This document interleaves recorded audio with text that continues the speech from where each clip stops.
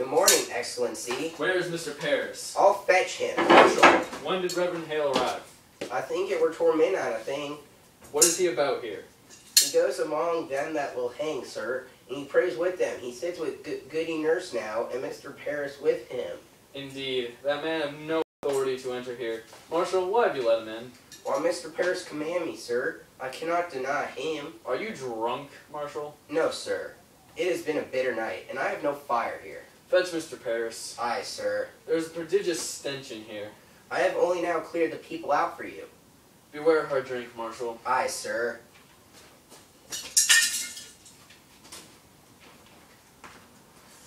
Let you question Hale, Excellency? I should not be surprised he have been preaching in Andover lately. We'll come to that. Speak nothing of Andover. Paris prays with him. That's strange. Excellency, I wonder if it be wise to let Mr. Paris so continuously with the prisoners. I think sometimes the man has mad looks these days. Mad?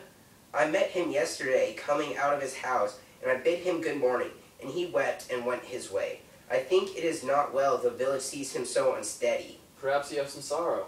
Meow. I think it be the cows, sir. Cows?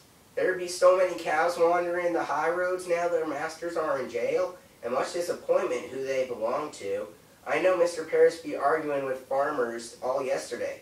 There is great contention, sir, about the cows. Contention make him weep, sir. It is always a man that weep for contention. Oh, good morning, sir. Thank you for coming. I beg your pardon for waking you so early. Good morning, Judge Hawthorne. Reverend Hale have no right to enter this. Excellency, a moment. Do you leave him alone with the prisoners? What's his business here? Excellency, hear me. It is a providence. Reverend Hale has returned to bring Rebecca Nurse to God. He bids her confess? Hear me. Rebecca have not given me a word these 3 months since she came. Now she sits with him and her sister Martha Corey and 2 or 3 others, and he pleads them confess their crimes and save their lives. Why, this is indeed a providence. And they soften? They soften? Not yet. Not yet. But I thought not to summon you, sir, that we might think on whether it be wise or not to... I thought to put a question, sir, and I hope you will not... Mr. Paris, be plain. What troubles you? There's news, sir, that the court must reckon with. My niece has been banished. Banished? I thought to advise you sooner this week, but... What? How long is she gone? This be the 3rd night. You see, sir, she told me she would stay the night with Mercy Lewis, and the next day when she does not return, I sent to Mr. Lewis to inquire. Mercy told him that she would sleep at my house for the night. They are both gone?